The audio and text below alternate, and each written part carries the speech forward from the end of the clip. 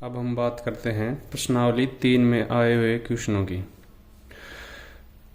पहला प्रश्न है, निम्नलिखित समीकरणों युग्मों को आलेखीय विधि से हल कीजिए। देखो, इस प्रश्नावली में सबसे इम्पोर्टेंट क्वेश्चन बनता है आलेखीय विधि से दो चरों वाले रैखिक समीकरणों को हल करना, मतलब ग्राफ बनाना पड़ेगा आपको। तो सबसे पहले आपको क्या करना पड़ेगा कि इनकी सहायता से x और y के दो दो मान निकालने हैं और उनको ग्राफ में दर्शाना है। जहां दोनों रेखाएं काटें वही क्या रहेगा, इस समीकरण युग्मों का हल रहेगा। देखो, इस प्रकार के प्रश्न, देखो पहला भी यही प्रश्न है सेम, दूसरा भी आलेखीय विधि से हल करने वाला प्रश्न है। दूसरे में दो प्रश्न है, पहला दूसरा, ये सारे सारे बोर्ड एग्जाम में आए हुए क्वेश्चन हैं। तीसरे में क्या है कि पहले अपने को क्या करना पड़ेगा, इसको समीकरण के रूप में बदलना पड़ेगा और इसको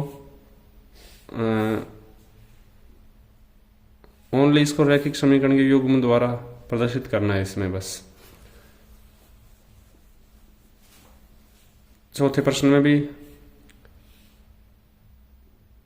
में हल ज्ञात करना है। कोई भी विधि से हम हल ज्ञात कर सकते हैं, इसकी 3-4 विधियां हैं। कोई भी विधि से हम इस समीकरण युग्म का हल ज्ञात कर सकते हैं। अगर ये बोले कि आलेखीय विधि से हल करो तो हमें आलेखीय विधि से ही हल करना है, अन्यथा किसी भी विधि से हल कर सकते हैं। ऐसे ही 5वां प्रश्न है, इसको भी हम इसको ग्राफीय विधि से हल करना है। देखो, ग्राफीय विधि से हल कीजिए। पहले इसका क्या क्या बनाना है, अपने को समीकरण बनाना है, फिर ग्राफीय विधि से हल करना है।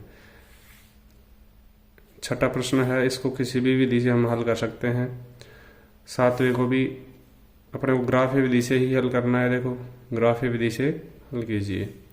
8वें प्रश्न में भी इसको आलेखीय विधि से हल करना है। इसका मतलब क्या है कि आलेखीय विधि वाले क्वेश्चन क्या है कि बार बार पूछे जाते हैं और इम्पोर्टेंट क्वेश्चन भी बनता है। 9वां है, इसमें के का मान ज्ञात करना है अपने को। के का मान ज्ञात कर लेंगे। और 10वां क्वेश्चन है इसमें अपना कि समीकरण युग्म a1x b1y प्लस c1,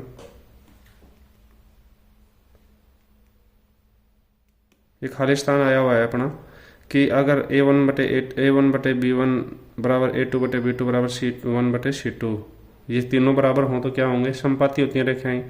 यहाँ थोड़ा सा देखना कि ये चेंज कर रखे हैं, a2 इधर आएगा तो बटे में आ जाएगा, a1 a2 जाएगा, ये उधर जाएगा तो b1 b2 जाएगा, बस इतना सा चेंज कर रखा है। बाकी ये तीनों बराबर होते हैं तो क्या होती हैं, रेखाएं समपाती हैं।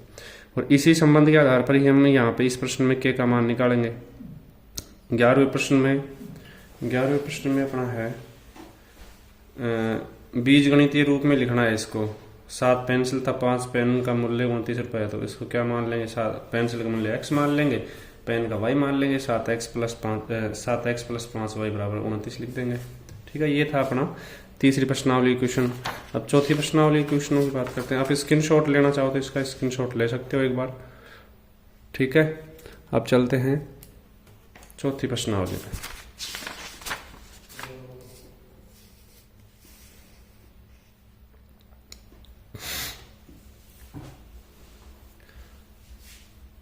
चौथी प्रश्नावली में द्विघात समीकरण वाले प्रश्न है। पहला प्रश्न है, यदि द्विघात व्यंजक के x² प्लस 5x प्लस 3 के शून्यंकों का योग उनके गुणनफल के बराबर हो तो के का मान ज्ञात कीजिए। ये क्वेश्चन देख लेना, हो सकता है ये शून्यंकों और गुणांकों के बीच में संबंध होता है, उस आधार पर सोल्व होगा ये। दूसरा है, इसमें अपने को क्या बनाना है, सबसे पहले समीकरण बनाना है और उसका हल ज्ञात करना है द्विघात समीकरण से। आगे वाला है अपना, इसी का भी क्या करना है, ये बोट वाला क्वेश्चन और ये रेलगाड़ी वाला क्वेश्चन, दोनों क्वेश्चन इंपॉर्टेंट है तो इनको अच्छे से देख के जाना है। चौथे में सिर्फ इतना पूछ रखा है और ऑब्जेक्टिव टाइप क्वेश्चन है कि इसके मूल वास्तविक हैं या नहीं है। तो किससे चेक करेंगे अपन, अच्छा, वास्तविक कब होते हैं, जब वास्तविक नहीं है। यदि वास्तविक कब नहीं होते हैं, जब 0 से छोटे होते हैं इसका मान। तो इसमें देखो सी वाला ऑप्शन है, 0 से छोटा है, तो यहाँ पे b² minus 4ac less than 0 आएगा इसका आंसर। आगे वाला है, द्विघात समीकरण के रूप में लिखना है इसको। इसको इधर ले आएंगे, बराबर 0 कर देंगे, गुणनफल कर लेंगे, द्विघात समीकरण के रूप में इसको बना लेंगे। इसमें मूलों की प्रकृति बतानी है, b² - 4ac का मान निकाल लेंगे और अपने 3 कंडीशन थी उनके अकॉर्डिंग चेक करेंगे मूलों की प्रकृति कैसी है। इसमें मूल याद करने हैं इसके, तो इसके अपन क्या कर लेंगे, टुकड़े कर लेंगे। ये अपने पास जो भी विधि है दोनों तीनों विधि से इसके मूल याद कर लेंगे। और ये वाला क्वेश्चन भी इम्पोर्टेंट है, देखो आयताकार खेत वाला जो अपने बुक में है, तो इसको देख के जाएंगे। ये क्वेश्चन स्क्रीनशॉट ले लो, आगे चलते हैं अपन 5वें प्रश्नावली में। 5वीं प्रश्नावली बहुत ही इजी है और छोटे छोटे प्रश्न है, बहुत सीधे प्रश्न है। इसका तो आप क्या समझाओगे, डायरेक्ट स्क्रीनशॉट ले सकते हो आप, इनको देख लेना सभी क्वेश्चनों को। सारे क्वेश्चन इम्पोर्टेंट हैं इसमें जो भी हैं, इस टाइप के सारे क्वेश्चन आपको आने चाहिए। ये देख लेना आप भी कौन कौन से क्वेश्चन आए हुए हैं, और इस टाइप के हमें सारे क्वेश्चन करके जाना है, अच्छे से तैयार करके जाना है, ठीक है। और ये 6ठी प्रश्नावली वाले क्वेश्चन है। 6ठी में थ्योरम्स हैं, और ये सभी थ्योरम्स देख लेना एक बार, इसका स्क्रीनशॉट ले लीजिए आप, और इन सभी थ्योरम्स को अच्छे से देखना एक बार।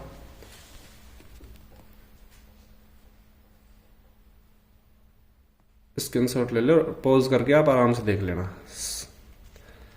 7वीं प्रश्नावली में निर्देशांक ज्यामिति में ये कुछ क्वेश्चन हैं, सारे इंपॉर्टेंट क्वेश्चन हैं, आए हुए क्वेश्चन हैं, इनको अच्छे से करके तैयार करके जाना है अपने को। भाई सीधा क्वेश्चन पूछता है पहले तो कि 2 रेखाखंडों के बीच की दूरी आ गई, एक के वाले मान होता है उसका बहुत बार क्वेश्चन पूछा जाता है। जैसे ये देखो 7वां क्वेश्चन, के का मान ज्ञात कीजिए।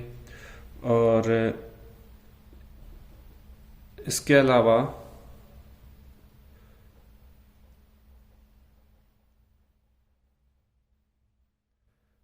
मध्य बिंदु वाला पूछता है। यहां देखो x का मान पूछ लेगा। इस प्रकार के इंपॉर्टेंट क्वेश्चन बनते हैं कुछ। तो ये सारे बढ़िया क्वेश्चन हैं जो कि पिछले सालों में आए हुए हैं, सभी को देख के जाना है अपने को अच्छे से। इसके अलावा 8वीं प्रश्नावली त्रिकोणमिति में देखो इस टाइप के क्वेश्चन ही आएंगे, ज़्यादा टफ क्वेश्चन है नहीं, इनको बार बार निकालने की ज़रूरत है। 2-4 बार निकालेंगे, प्रैक्टिस करेंगे तो सारे क्वेश्चन अपने को वैसे ही याद रहेंगे एग्जाम में, भाई कौन कौन से क्वेश्चन कैसे होंगे। तो देखो एक तो ये है, लाल बटे कक्का से हो जाएगा ये, भाई cos A का मान अपना को दिया हुआ है, तो cot A का मान, cos A का हमें पता है क्या होता है, आधार बटे कर्ण होता है, आधार ये होगा, कर्ण होगा, लंब निकाल लेंगे, फिर cot A का मान उसके अनुसार लिख देंगे। और ऐसे ये दूसरे वाला है कि sin A बराबर 1/2, 1/2 किसका मान होता है sin A में, sin 30 का मान होता है। तो A का मान क्या हो जाएगा, 30 हो जाएगा, 30 का मान यहाँ रख देंगे और हो जाएगा। इस प्रकार ये सारे क्वेश्चन देखना आप, सारे इंपॉर्टेंट क्वेश्चन हैं, दिख रहे होंगे आपको, ये देख लेना आप आराम से, स्क्रीनशॉट ले लो, ठीक है। अब चलते हैं अपन 9वीं प्रश्नावली में। ये 9वीं प्रश्नावली कुछ क्वेश्चन है। 9वीं प्रश्नावली में एक ही प्रश्नावली अपनी, आप सारे क्वेश्चन वैसे देख सकते हो, बाकी कुछ इस प्रकार के क्वेश्चन आए हुए, इनको भी अच्छे से तैयार करके जाना है।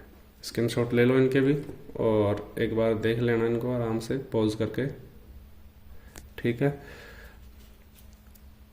10वीं प्रश्नावली में स्पर्श रेखाओं में ये क्वेश्चन देखना, कुछ 1-2 प्रमेय है और कुछ सिद्ध करवाने वाले क्वेश्चन हैं, तो इनको अच्छे से तैयार करके जाना। स्क्रीनशॉट ले सकते हो आप इनका आराम से। और इसके बाद है अपने प्रश्नावली 11 के।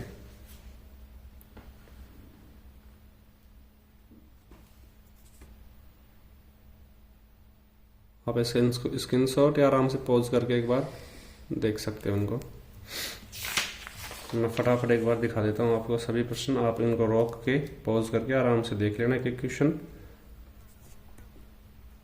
देख लेना इनको, सारे क्वेश्चन देख के जाने आपको, सभी इंपॉर्टेंट क्वेश्चन हैं। ये 13वीं प्रश्नावली अपनी, और दो क्वेश्चन नीचे नीचे अपने चौथी प्रश्नावली के भी लिख रखे हैं मैंने, क्योंकि पीछे आए नहीं थे सारे क्वेश्चन इसमें। ये देखिए, हाँ 14वीं प्रश्नावली में अपनी जो सांख्यिकी है, इसमें देखो कौन से क्वेश्चन एक्स और वाई वाले का मान निकाला जाता है ना, ये बड़े बहुत इंपॉर्टेंट क्वेश्चन है। जैसे देखो इसमें वाई का मान पूछ रहा है, एक्स और वाई का मान ज्ञात कीजिए, और यहाँ भी एक्स का मान पूछ रहा है, ठीक है। और कभी कभी क्या है कि सीधा सीधा पूछ लेता है कि माध्य ज्ञात करो, इसमें सीधा सीधा पूछ रखा है, इसमें माध्य पूछ रखा है। और कई बार जो यथा प्राप्त आंकड़े हैं इनसे डायरेक्ट माध्य पूछ लेता है, राशियों का योग बटे राशियों की संख्या लग जाएगा इसमें तो। और ये सीधा सीधा पूछ रखा है, अपना बहुलक पूछ रखा है। और इसमें देखो ये पूछ रखा बारंबारताओं का योग 60 है, तो एक्स का मान ज्ञात कीजिए। सभी बारंबारताओं का योग 60 है, ओनली एक्स का मान ज्ञात करना है, तो इन सभी को जोड़ देंगे, 60 में से घटा देंगे, आ जाएगा अपना। तो इस प्रकार से इनको अच्छे से तैयार करके जाना है। सबसे बड़ा क्वेश्चन इसी में से आएगा आपका, और सबसे ज़्यादा नंबरों का क्वेश्चन इसी से आएगा। और लास्ट प्रश्नावली अपनी प्रायिकता, बहुत इजी प्रश्नावली है, इनको देख लो एक बार, स्क्रीनशॉट ले लो। ये क्वेश्चन आएगा, बस ये इतना देखना है आपको भाई, इस टाइप से क्वेश्चन आते हैं एग्जाम में, है ना। तो वैसे आपकी तैयारी अच्छे से होगी। बाकी इस प्रकार के प्रश्नों को अच्छे से देख के जाना आप, या भाई इस प्रकार के प्रश्न आते हैं एग्जाम में, ठीक है। Thank you.